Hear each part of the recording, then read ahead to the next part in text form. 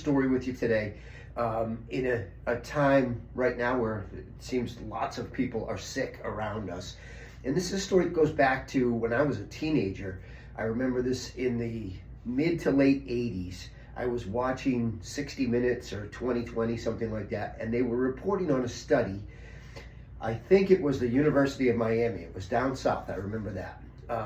And what they were doing was they were trying to determine if vitamin C, and at that time echinacea was a new popular thing. They wanted to see if those things could limit people's experience with a cold.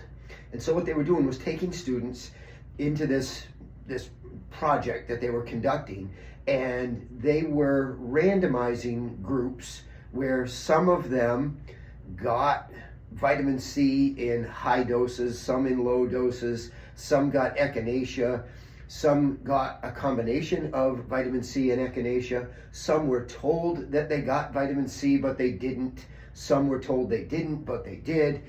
And then what they did was they randomized putting cold viruses straight into their nose. They had them lay on their back, they dropped cold viruses up there, had them lay for 5 minutes. Some of them, again, were told you were given the cold virus. Some were told that you were not, but they did. Some were told they didn't, but they did but didn't. And every different combination that they could come up with.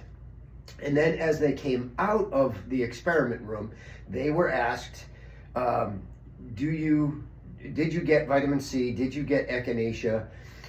Did you receive the cold virus in your nose?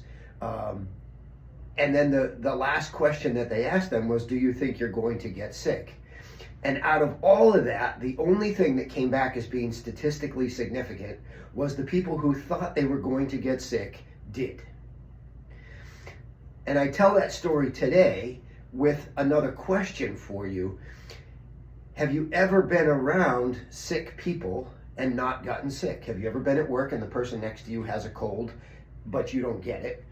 You've been in your house and 3 or 4 people in your house have a cold, but you don't get it. I'm in a busy office all day long. I've had one sick day in my entire career.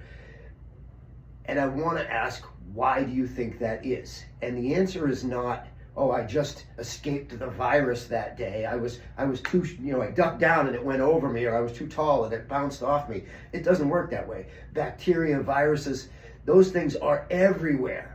Every doorknob you touch, every breath you take, it doesn't matter what you were to culture, you're going to find bacteria and viruses on everything, including yourself, your own skin, your throat.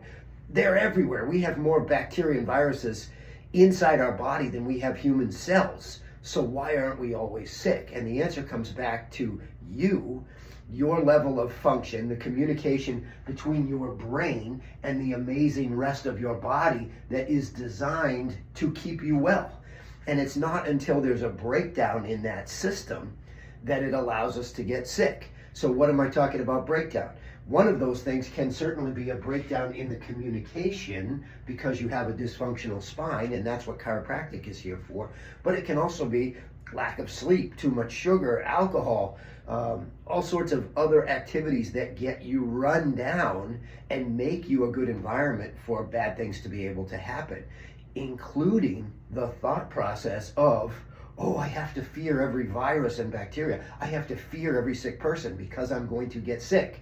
The science tells us you're absolutely right about that. So live positively, do positive things for your body, and think positively, and you're going to be a much healthier person for it.